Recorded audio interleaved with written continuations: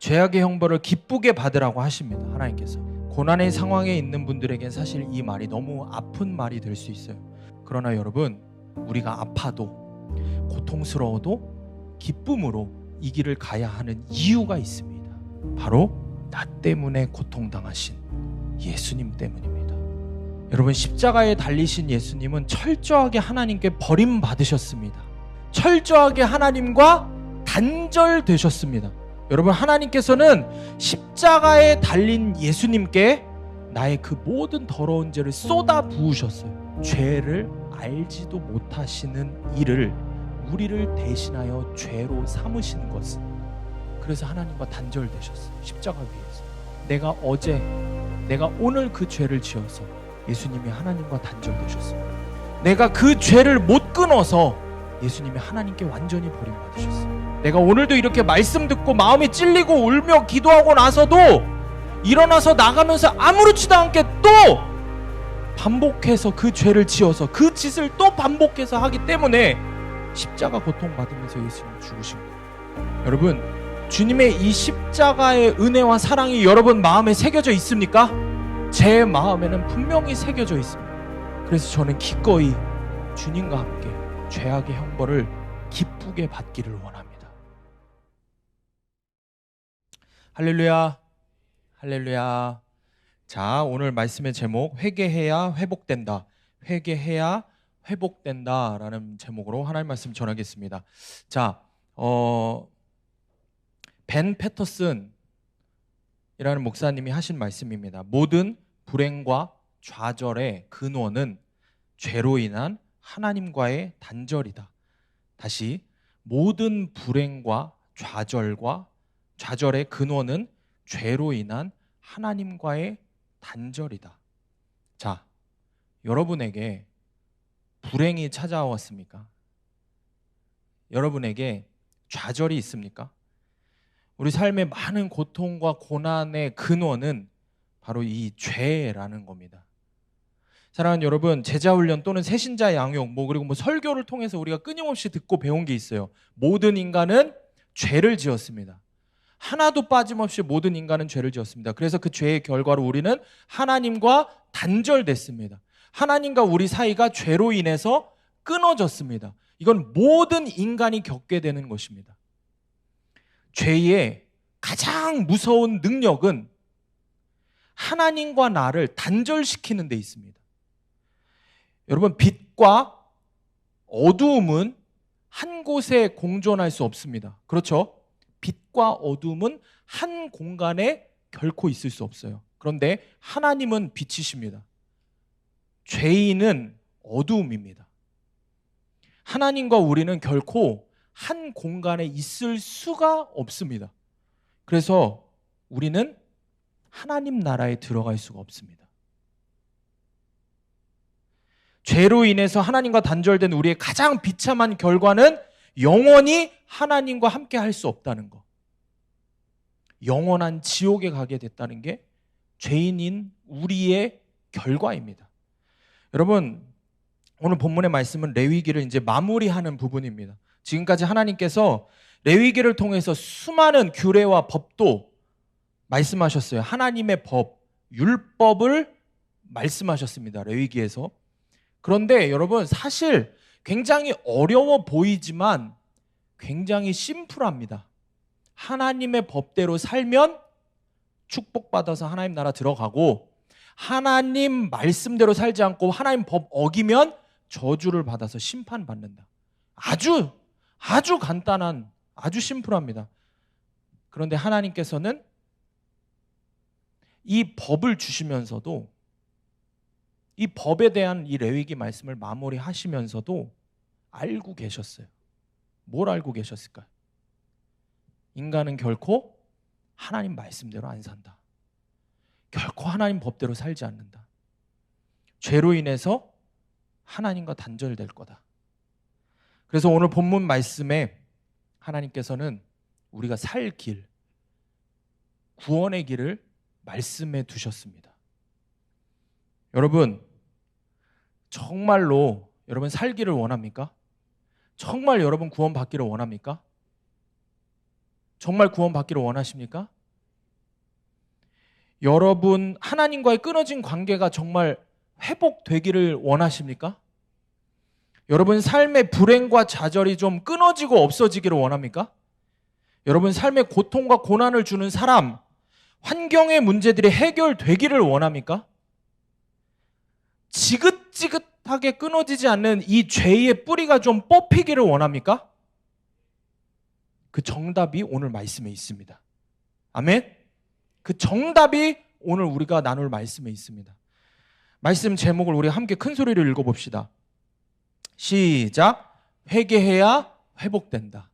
회개해야 회복된다. 여러분 오늘 이 시간에 반드시 하나님께서 말씀하시는 회개가 뭔지를 깨닫고 그대로 적용해서 회개하고 회복되는 은혜가 있기를 축복합니다. 자, 그러면 오늘 말씀을 단 하나도 지금부터 빼뜨리지 말고 여러분 심령에 잘 새기기를 바라요. 알겠죠? 그리고 여러분 심령에 새겨진 이 말씀 붙들고 하나님 앞에 나아가서 기도하십시오. 하나님 앞에 나가서 이 말씀 붙들고 기도할 때 성령께서 여러분들을 회개하게 하시고 회복시키십니다. 아멘? 자, 첫 번째, 내 죄를 깨닫는 것이 먼저다. 내 죄를 깨닫는 것이 먼저다. 자, 레위기 26장 오늘 본문의 40절 말씀 우리가 한 목소리로, 우리말 성경입니다. 한 목소리로 화면을 보고 함께 읽어보겠습니다. 시작. 그러나 그들이 내게 반역하고 내게 대항해 행했던 불성실한 행동 속에서 자기들의 죄들과 자기 조상들의 죄들을 고백하면. 자, 보세요. 40절에서 먼저 얘기해요. 이들이 지은 죄에 대해서 먼저 얘기합니다. 이들이 지은 죄가 뭐냐? 하나님께, 내게, 자, 내게라고 하면은 하나님을 이야기하는 거죠. 자, 내게 반역하고 내게 대항했다. 하나님께 반역하고 하나님께 대항했던 불성실한 행동들. 여러분, 이게 죄입니다. 하나님께 반역하고 하나님께 대항하면서 했던 모든 나의 행동들이 죄라고 이야기합니다. 자, 감리교 창시자 존 웨슬리 목사님이 죄에 대해서 정의를 내리실 때 이렇게 말씀하셨습니다. 알려진 하나님의 법에 대한 의도적인 거역, 알려진 하나님의 법에 대한 의도적인 거역이라고 했습니다. 자, 이런 말이 있어요. 교회 3개월만 다니면 뭐라 그랬어요? 바보 천치 아니면 하나님이 뭘 하라고 했는지 하지 말라고 했는지 안다 모른다? 안다는 거예요.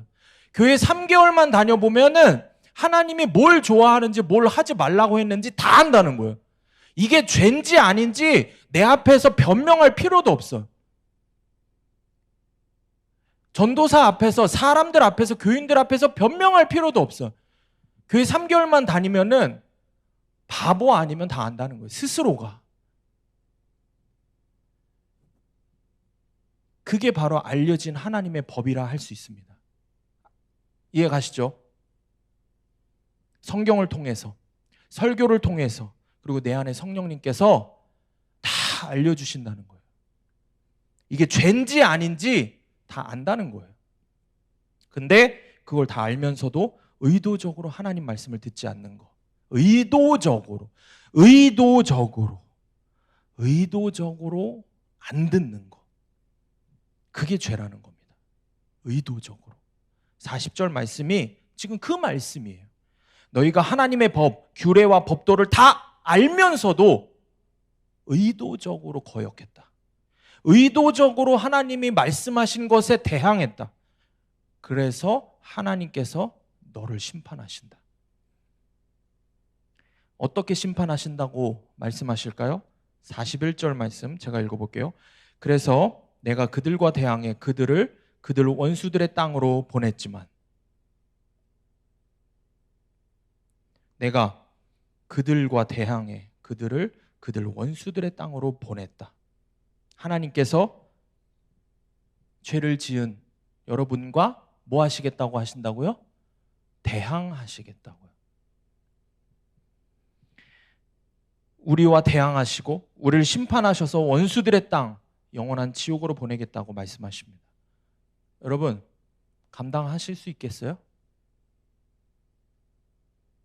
제 앞에서 괜찮은 척해도 상관없어요. 아무 상관없어요. 어차피 여러분들을 살리시고 지옥에 보내시는 건 하나님이에요. 그래서 저는 담대하게 전하는 거예요. 여러분이 하나님을 대항했기에 하나님께서도 여러분을 대항하시겠다. 여러분이 의도적으로 하나님 말씀 듣지 않았기 때문에 하나님께서 의도적으로 여러분들을 심판하시겠다 말씀하십니다. 어때요? 불편하죠? 뭔 설교가 이래?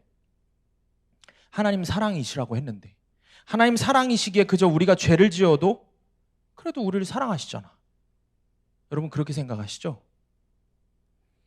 하나님은 자기 죄를 돌이켜 회개하는 자를 사랑으로 용서하시는 것이지, 여전히 자기 죄를 아무렇지도 않게 거듭해서 짓는 자, 거듭해서 의도적으로 하나님께 대항하는 자, 의도적으로 분명히 말씀하셨는데 듣지 않는 자, 그냥 두시지 않아요. 심판하시겠다고 말씀하십니다. 그래서 여러분 말씀을 똑바로 봐야 돼요. 성경을 똑바로 봐야 돼요. 자, 하나님은 노하기를 더디하는 분이라고 했어요. 그렇죠? 화내는 거, 심판을 더디하는 분이라 그랬어요. 그래, 우리 사랑의 하나님이시구나 그러잖아요. 잘 들어요. 말씀을 잘 봐야 돼. 그래서 노하기를 더디한다 그랬지 노하지 않는다고 하지 않으셨어요. 노하기를 더디하는 분이지 여러분의 죄를 보고도 노하지 않는다고 말씀하시지 않았어요. 하나님이 죄를 어느 정도로 싫어하시는지 아세요? 여러분이 짓는 그 죄를 얼마나 싫어하는지 아세요?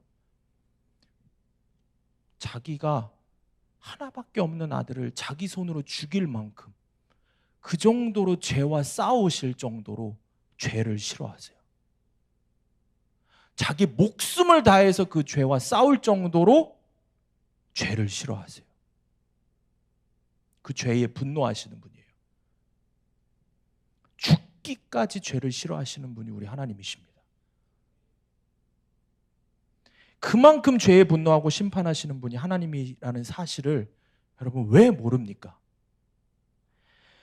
그러니 우리 심령에 경종을 울리시고 종을 울리시고 말씀을 통해서 나팔을 불어서 깨닫게 하셔도 듣지 않는 거예요. 하루라도 더 빨리 회개하고 돌이켜서 순종의 길을 가야 하는데, 나에게 남은 날은 만일, 천일, 수십 년인, 수십만 년이 그냥 영원할 거라고 생각하는 거야. 그러니까 내가 필요할 때만 하나님 앞에 나와서 하나님께 뭐 해달라 저거 해달라 하는 거죠.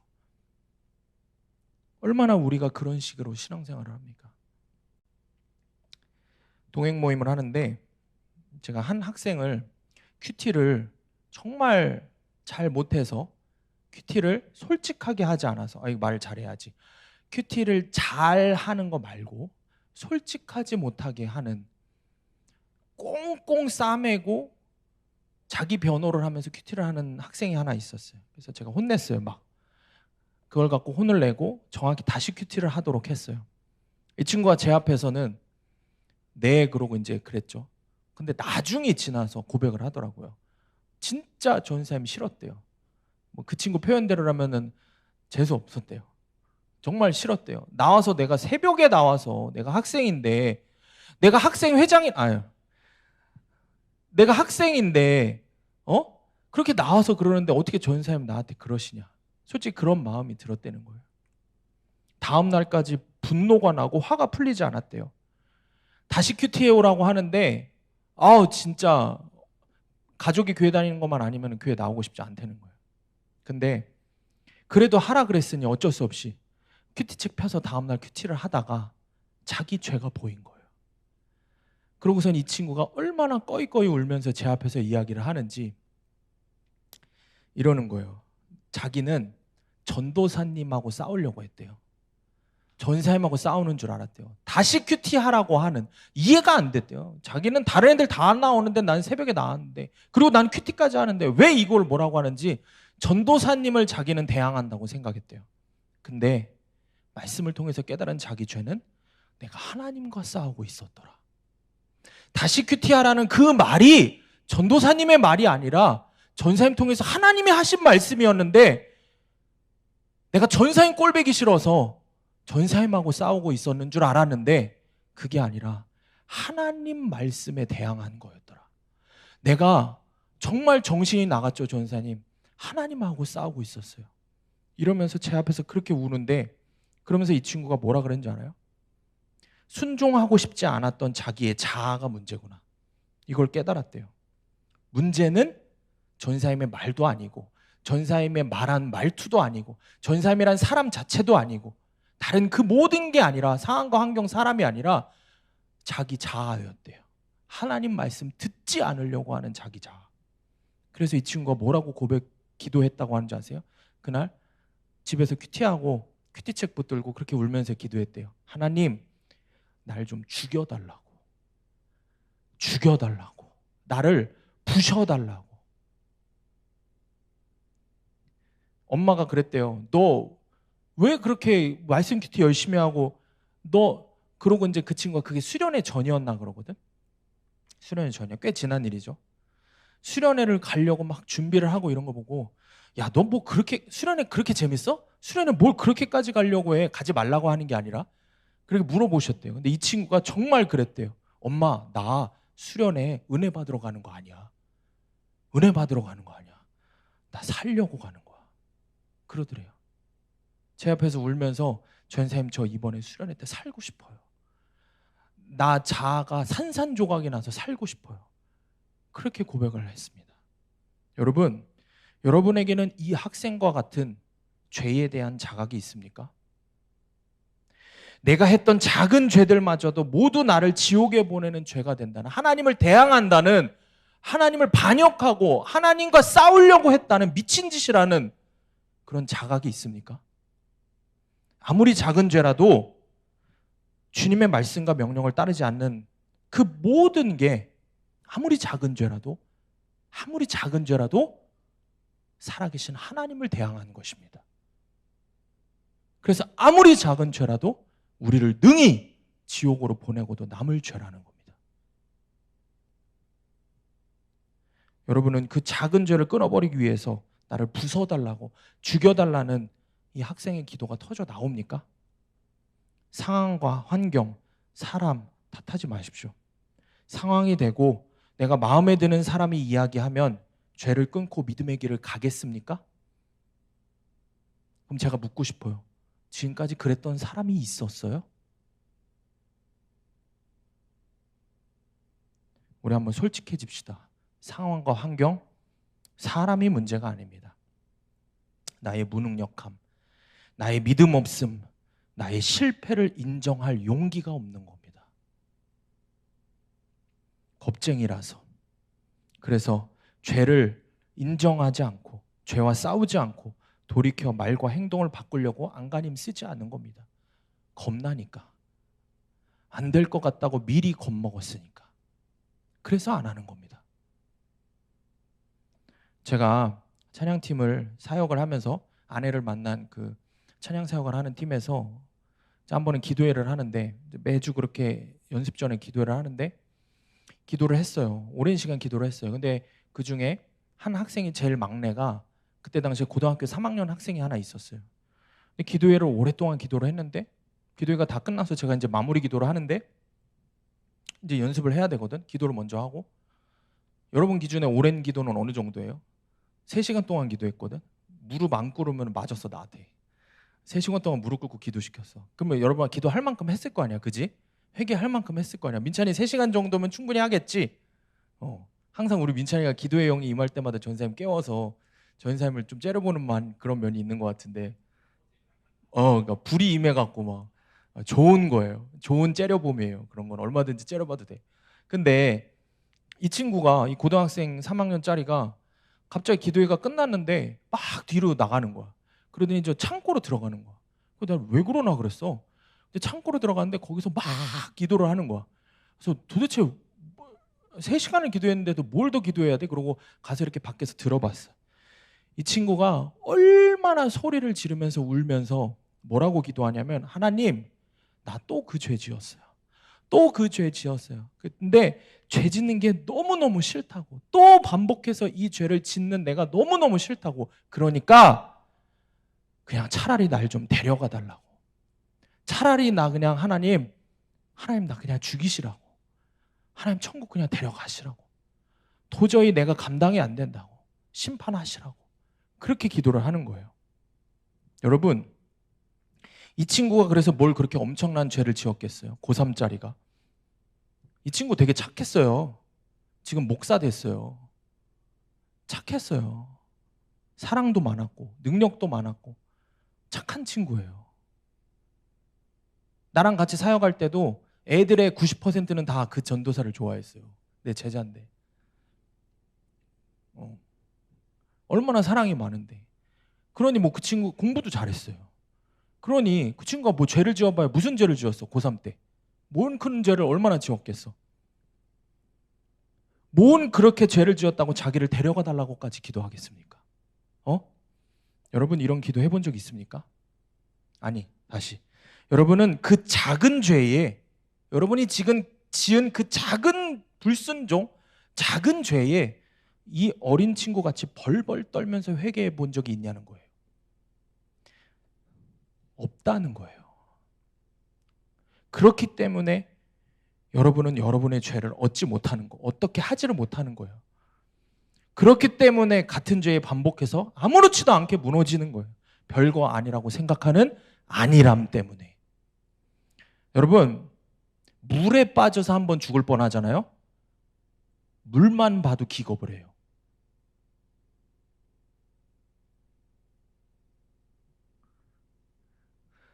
음식 먹다 체해서 죽을 뻔한 사람이요?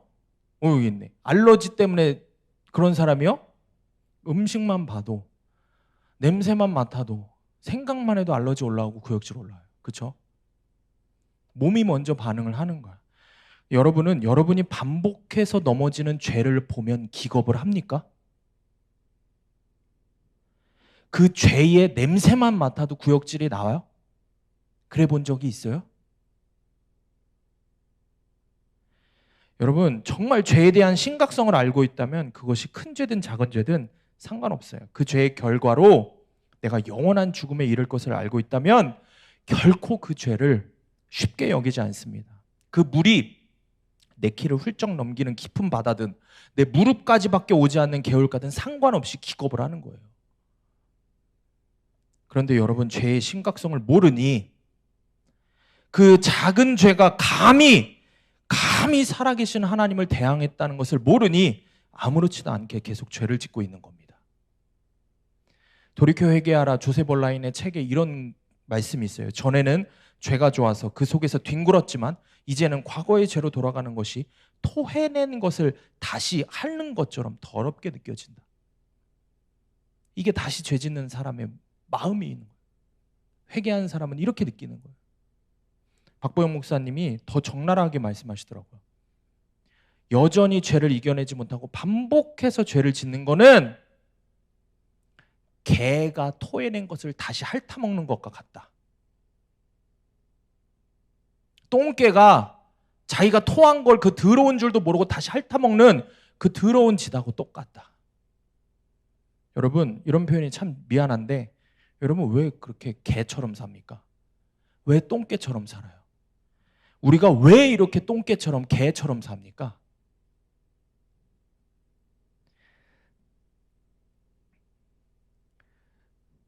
며칠 전에 이제 설교를 써야 되는데 우리 전사님 없을 줄 알고 들어왔네. 전사님이 뭐 하나 실수를 했어요. 근데 제가 넘어가지 못하고 또 그걸 막 지적을 하고 화를 내고 막 혼을 내고 막 뭐라 그랬어요. 문제는 최 전사님이 뭘 실수를 했냐 이게 중요한 게 아니죠. 실수는 누구나 할 수 있는 거니까. 중요한 건 제가 설교가 안 써지는 거예요. 설교를 써야 되는데 도대체 나는 왜 이럴까? 최 전사님이 이야기하죠. 실수는 자기가 했는데 전사님이 뭐 그러실 게 뭐 있냐. 전사님 죄송하다 막 그러죠. 근데 제가 말한 게 그거는 사실 최 전사님 문제가 아니거든. 최 전사님 문제는 실수한 거에 대해서는 최 전사님 문제일 수 있으나 난 지금 그거에 대한 문제가 아닌 거예요.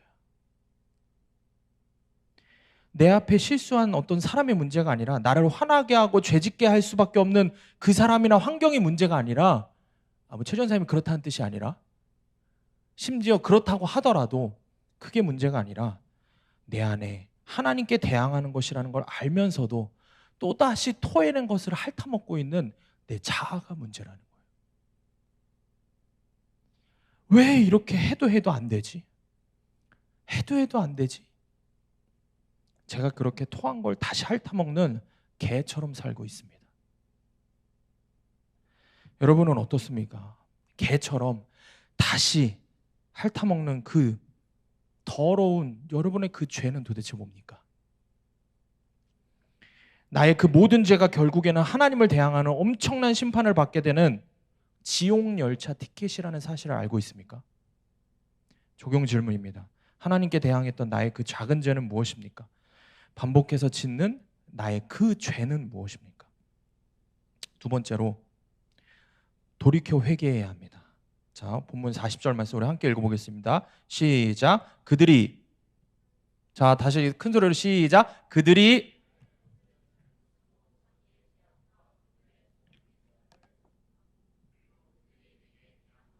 아멘. 자, 하나님께서 말씀하시죠. 자기의 죄악을 뭐하면? 자복하면.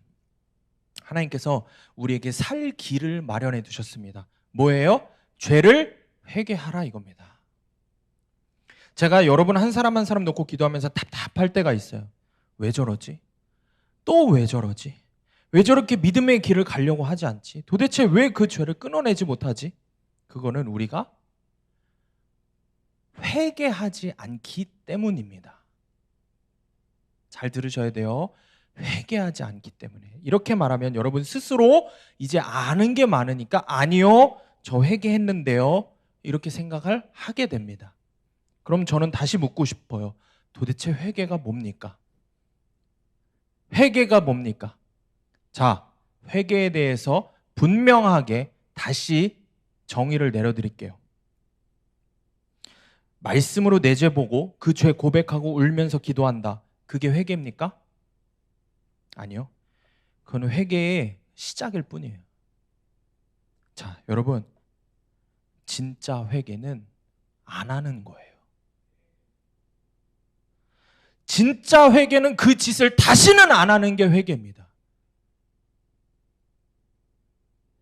그런 삶 안 사는 겁니다. 생활이 바뀌는 겁니다. 삶이 바뀌고 생각이 바뀌고 말투가 바뀌고 표정이 바뀌는 거, 그게 회개입니다. 이런 회개를 할 때에야 주님이 야, 너 진짜 회개했구나 하시는 거예요. 그런데 여러분, 도대체 우리는 이런 회개를 왜 안 하고 사냐는 거예요. 회개는 주님께서 인정해 주셔야 하는데 왜 우리는 이런 회개를 할 생각조차, 시도조차, 원함조차 없냐는 거예요. 왜 우리는 이런 회개를 알면서도 안 하냐는 거예요. 제가 말씀드릴게요. 알려드릴게요. 여러분 마음속에 그래도 구원 받을 거야 라는 생각이 있기 때문이에요. 구원행 티켓은 이미 끊어놨다고 착각하는 겁니다. 여러분, 구원을 어떻게 받습니까? 은혜로 받습니다. 은혜로. 내 공로가 아니라 나 위에 십자가에서 죽으신 예수 그리스도를 믿는 믿음으로 받는다라고 했습니다. 예수 그리스도를 믿기만 하면 구원을 받는다고 했습니다. 그런데 믿기만 하면, 이게 문제예요. 믿기만 하면이라는 이 말이 문제인 거예요. 이 믿는다라는 거를 동의하는 거라고 착각하는 거예요. 머리로 이성적으로 인정하고 고개를 끄덕거리고 지식적으로 알고 있고 그러면 그걸 믿는 거라고, 내가 동의하고 있다. 맞아요. 예수님 십자가의 은혜로 내가 구원을 받는 거예요. 예수님 십자가 공로로 구원받는 거 맞아요. 저 100% 인정해요. 맞아요. 이렇게 동의하면 그게 구원을 받는 믿음이라고 착각하는 거예요. 그런데 여러분, 제가 정말 무서운 이야기 하나 해드릴게요. 여러분, 이렇게 지식적으로 알고 100% 동의를 하는 거, 마귀들도 예수님이 구원자라는 거 알고 동의합니다. 귀신들도 예수님이 우리 위해서 십자가에서 죽으신 거 알고 인정해요. 누가복음 4장 34절 우리 큰 소리를 읽어볼게요. 시작. 아, 나사렛 예수여, 우리가 당신과 무슨 상관이 있나이까? 우리를 멸하러 왔나이까? 나는 당신이 누구인 줄 아노니 하나님의 거룩한 자니이다. 이게 뭐예요? 귀신 들린 자가 한 말이에요. 귀신이 한 말이에요. 마귀가 한 말이에요. 뭐라고? 당신이 하나님의 거룩한 자, 하나님의 아들, 구원자, 십자가에서 죽는 자 안다는 거예요. 동의하는 거예요. 마귀, 귀신 모두 압니다. 분명 그 진리를 다 아는데 결론은 악한 짓 하고 다녀요. 그게 마귀입니다. 우리랑 똑같지 않아요? 똑같지 않아요? 너무 똑같지 않아요? 예수님이 구원자이심 알죠? 우리를 위해서 십자가에서 죽으신 거 다 알죠? 다 알고 다 인정하죠? 행동은 바뀌지 않아요. 그래서 결론은 여전히 악한 짓 하고 다니는 거. 마귀랑 우리랑 똑같아요. 근데 어떻게 저와 여러분이 구원받아요? 어떻게 구원을 받아? 하는 짓이 마귀랑 똑같은데 마귀는 지옥에 가고 우리는 천국 가? 이게 말이 앞뒤가 맞아? 회개가 그 짓 안 하는 거라는 말에 동의가 됩니까?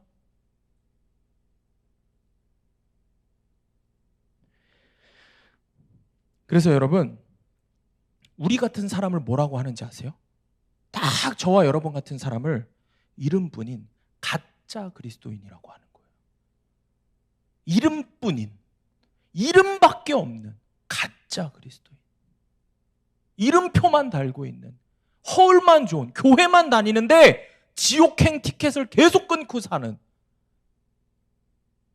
집사가 되고 권사가 되고 장로가 되고 목사가 됐는데도 작은 죄 하나를 끊지를 못해서, 동역자 하나 실수한 거 인정하지 못해서 지옥 가는 게 저라는 거예요. 그게 이름뿐인 가짜 그리스도인이라는 거예요. 죄를 이기지 못해서 거듭해서 죄를 짓는 그리스도인, 입술로만 회개하고 변화된 삶이 없는 그리스도인. 그래서 예수님이 구원자라는 것은 알지만 결론은 지옥 가는 이름뿐인 가짜 그리스도인. 여러분, 회개했습니까? 여러분 삶이 증명해야 돼요. 여러분의 말이 변하고 행동이 변하고 표정이 변해야 되는 거예요. 제자훈련하면서 나의 복음하고 자기 죄를 열심히 여러분들 고백하고 수련회 가서 예수님 만나고 막 회개했다고, 돌이켜 회개했다고, 또 여러분 삶에 문제가 있어서 함께 기도하자고 하면 기도하면서 하나님은 은혜를 주셔서 잘 해결이 됐다고, 저는 여러분의 이런 모습을 볼 때마다 기대를 합니다.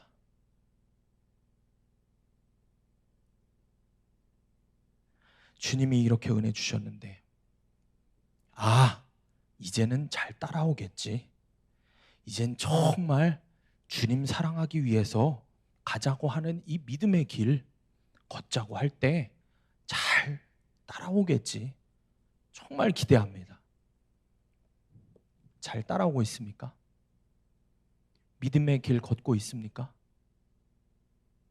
삶이 변화됐습니까? 진짜 회개하고 있냐는 거예요. 사랑하는 여러분, 회개하시기를 바랍니다. 아멘? 진짜 회개하시기 바랍니다. 정말 주님이 원하시는, 주님이 보시고 야, 그래, 너 정도면 진짜 회개했다, 이 소리 들어야 되지 않겠습니까? 그러기 위해서 다시는 그 짓 안 하기 위해서 발버둥 쳐야 합니다. 입술이 아니라 삶으로 하는 회개를 해야 하는 겁니다. 아멘? 여러분에게 그 은혜가 있기를 원합니다. 박보영 목사님이 아이들을 많이, 거리에 아이들을 데려다 키우신단 말이죠. 거리에 버려진 아이들을. 그러면은 몇 년 동안 옷도 제대로 빨아 입지 못하는 거리에 버려진 아이들이 이렇게 목사님 집에 와요. 그럼 목사님이 제일 먼저 뭘 하시겠어요? 애 옷을 벗기고 깨끗이 씻고 오라고 해요.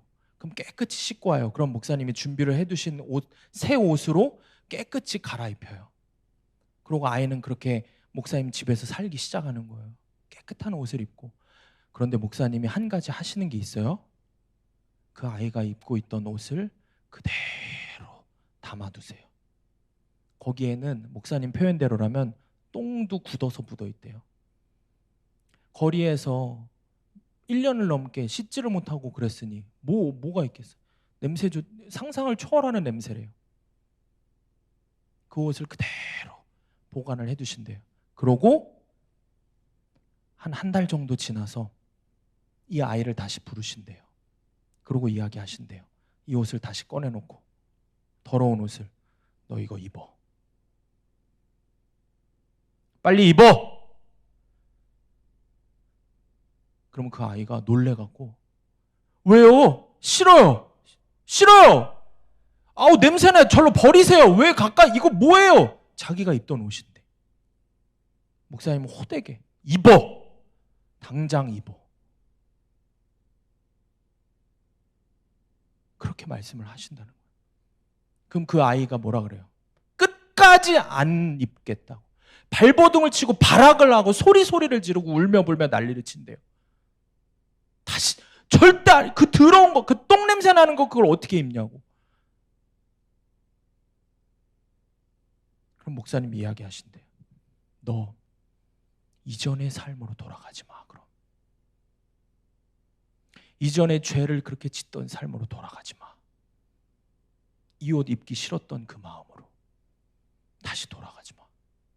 그럼 그 아이가 그렇게 운대요. 그리고 그걸 빨아오게 한대요. 그럼 그 아이가 그렇게 운대요. 다시는 그 더러운 옷 입지 않겠다고, 다시 예전의 모습으로 결코 돌아가지 않겠다고 그렇게 울고 또 운대요. 그리고 그날을 아이들이 잊지 못하고 정말 그렇게 살아가기 위해서 발버둥 친다는 거예요. 발버둥 친다는 거예요. 여러분에게 이 은혜가 있기를 축복합니다. 아멘? 적용 질문입니다. 회개했습니까? 그래서 삶이 변했습니까? 자, 마지막으로 세 번째, 다 같이 읽어보겠습니다. 시작. 십자가 앞으로 나아가야 회복된다. 자, 41절 42절 우리말 성경 우리가 함께 큰 소리를 읽어보겠습니다. 시작. 그래서 내가 그들과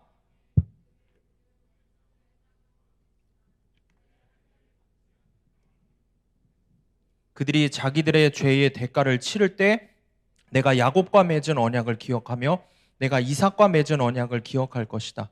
내가 아브라함과 맺은 언약을 기억할 것이며 내가 그 땅을 기억할 것이다. 아멘. 하나님께서 42절에 아주 회복의 약속을 하십니다. 그런데 그것을 위해서 반드시 필요한 것이 있다고 하시죠. 첫 번째는 우리가 앞서서 이야기한 40절에 우리의 죄를 깨닫고 그리고 진짜 그 삶을 살지 않기 위해서 회개하는 겁니다. 죄를 깨닫고 회개하는 것을 말씀하셨어요. 그리고 이제 41절 말씀이 중요합니다. 41절 말씀 노란색 글씨 자기들의 죄의 대가를 치를 때 회복시키겠다. 죄의 대가를 받을 때. 여러분 착각하면 안 됩니다. 많은 그리스도인들이 솜방망이 처벌을 원해요. 하나님은 사랑이시기 때문에 우리 죄를 무조건 눈 감아주신다고 생각하면 안 됩니다. 하나님은 우리를 너무 사랑하시기 때문에 회초리를 들어서라도 우리가 그 나쁜 짓 다시 안 하도록 그 못된 버릇을 고쳐놓으실 것입니다. 아멘? 우리가 새신자 교육과 제자훈련을 하면은 정죄와 징계에 대해서 배우죠. 제가 새신자 교육을 하는데 한 청년이 그런 이야기를 했어요. 아, 전사님, 정죄와 징계라는 말이 어려운데 설명을 듣고 나니까 훈계네요. 저는 아멘 했어요.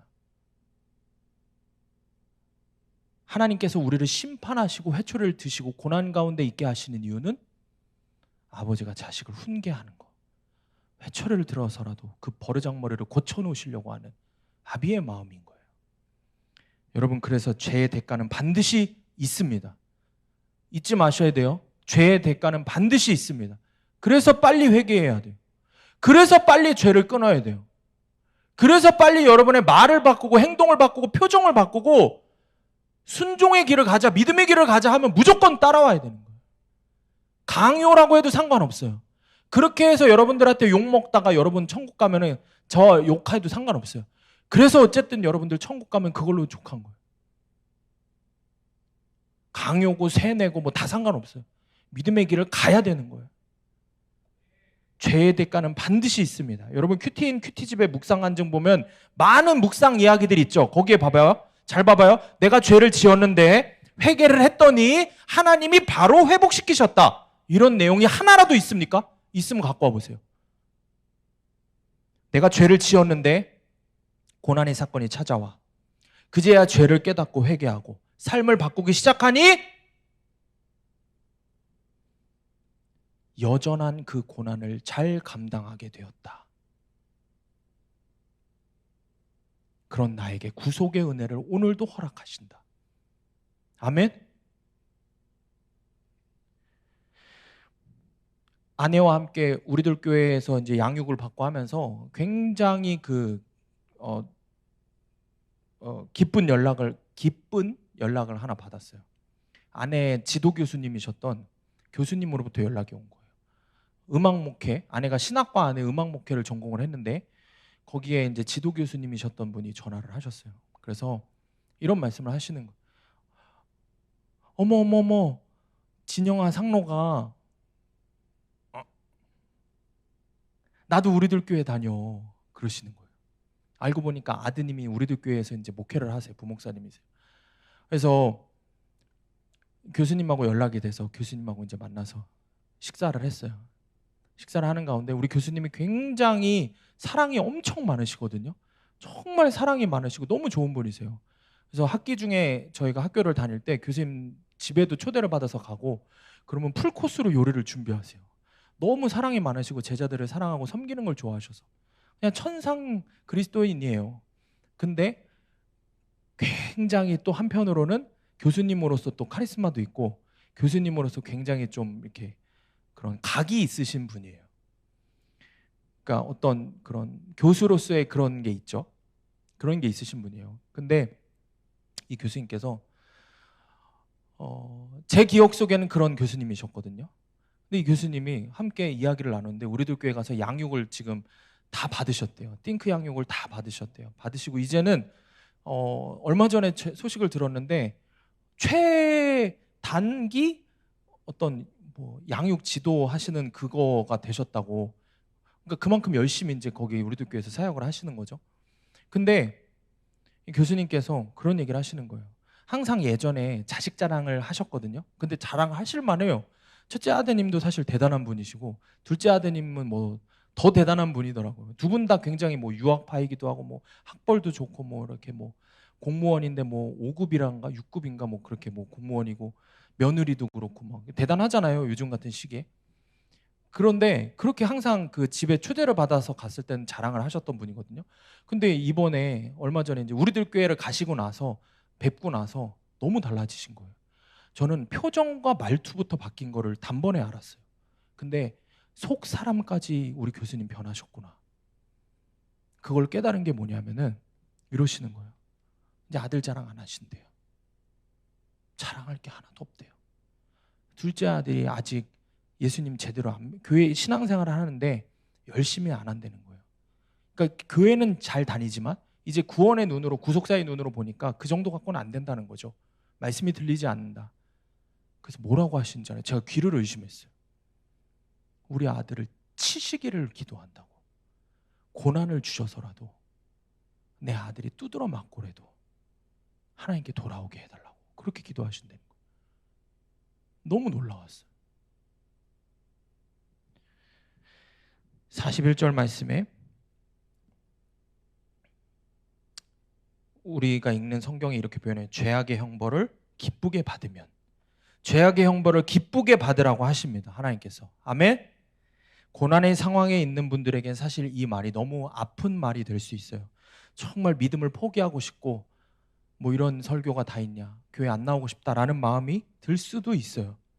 그러나 여러분 잘 들어보세요. 우리가 아파도 고통스러워도 기쁨으로 이 길을 가야 하는 이유가 있습니다. 오늘 말씀의 가장 중요한 결론입니다. 바로 나 때문에 고통당하신 예수님 때문입니다. 나 때문에 십자가에서 그 다 고통을, 모진 고통을 겪으신 예수님 때문입니다.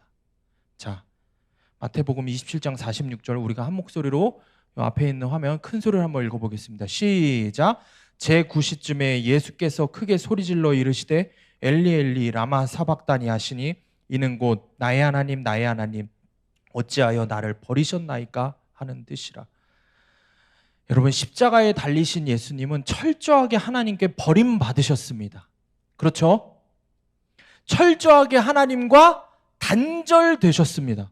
여러분, 하나님께서는 십자가에 달린 예수님께 나의 그 모든 더러운 죄를 쏟아 부으셨어요. 아까 우리가 설교 초반에 이야기했죠. 죄의 가장 무서운 능력은 뭐라 그랬어요? 하나님과 우리 사이를 단절시키는 거라 그랬어요. 고린도후서 5장 21절에 이렇게 기록해요. 하나님이 죄를 알지도 못하시는 이를 우리를 대신하여 죄로 삼으신 것은, 저는 이 말씀을 읽을 때마다 가슴이 찢어지는 거예요. 예수님을 뭐라고 표현하셨어요?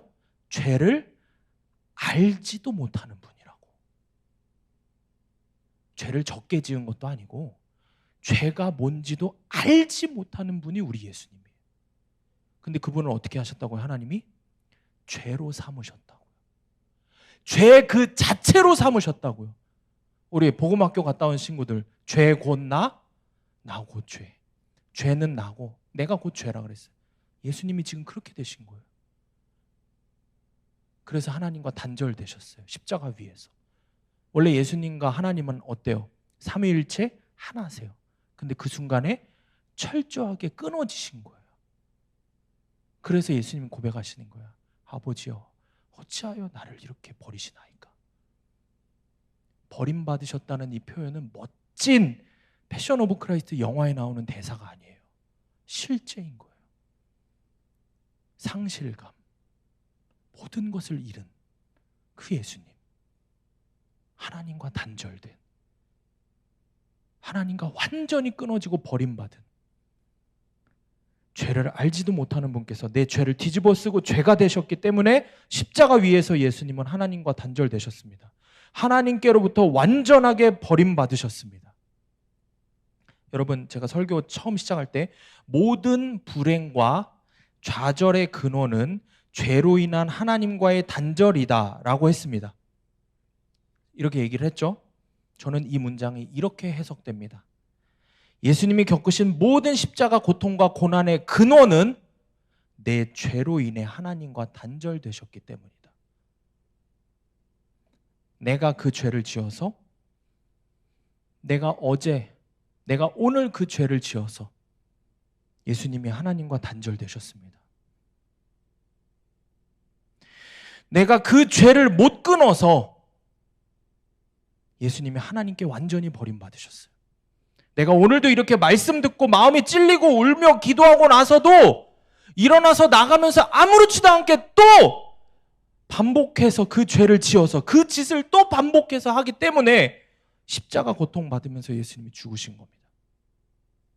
여러분, 주님의 이 십자가의 은혜와 사랑이 여러분 마음에 새겨져 있습니까? 제 마음에는 분명히 새겨져 있습니다.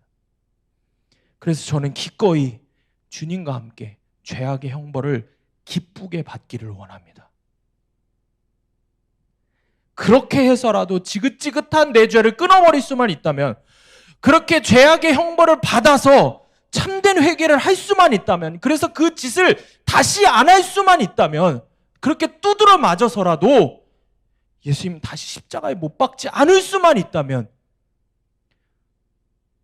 주님 말씀대로 내 눈을 빼어버리고 내 손이 잘리는 고통을 감수하면서라도 날 위해서 십자가에서 죽으신 그 주님을 하루라도, 한 번이라도 제대로 사랑할 수 있다면 저는 기꺼이 죄악의 형벌을 받아서 모든 죄를 끊어버리는 회개의 길을 걷겠습니다. 주님과 함께 십자가 지고 좁은 길을 걷겠습니다. 여러분 마음에 이 결단이 있기를 원합니다. 죄악의 형벌을 기쁘게 받으시기를 바랍니다. 그게 회개의 완성이고 회복의 시작입니다. 오늘 마지막 말씀 제가 읽어드릴게요. 44절 45절 말씀인데 PPT가 없어요. 오늘 본문에 44절 45절. 그런즉 그들이 그들의 원수들의 땅에 있을 때에 내가 그들을 내버리지 아니하며 미워하지 아니하며 아주 멸하지 아니하고 그들과 맺은 내 언약을 폐하지 아니하리니 나는 여호와 그들의 하나님이 됨이니라. 내가 그들의 하나님이 되기 위하여 민족들이 보는 앞에서 애굽 땅으로부터 그들을 인도하여 낸 그들의 조상과의 언약을 그들을 위하여 기억하리라. 나는 여호와이니라. 하나님께서 여러분을 반드시 회복시키시겠다고, 그 언약을 기억하셔서 반드시 회복시키시겠다고 약속하십니다. 여러분, 회복되기 위해선 뭘 해야 된다고요? 회개해야 된다고요. 회개해야 된다고요. 다시, 회개는 뭐라고요? 그 짓 안 하는 거예요. 아멘. 회개기도 합시다. 그럼 뭐예요? 단순히 하나님 잘못했어요, 잘못했어요, 이게 아니에요. 뭐를 하는 거예요? 그거 안 하도록 마음의 결단을 하는 거예요. 그 죄와 싸우겠다고 결단을 하는 게 회개기도예요. 이를 바득바득 갈면서 다시는 그렇게 안 살겠다고 그렇게 바득바득 갈면서 주님 앞에서 결단하는 게 회개기도입니다. 하나님께서 여러분을 반드시 회복시키실 것입니다. 회개의 길을 열심히 걸어갑시다. 십자가의 길을 기쁨으로 걸어갑시다. 주님이 그 길 위에서 저와 여러분을 기다리고 계십니다. 마지막 적용 질문입니다. 내 죄악의 형벌을 기쁘게 받겠습니까? 회개의 완성, 회복의 시작, 십자가의 길을 걷겠습니까? 우리 함께 말씀 붙들고 기도합시다.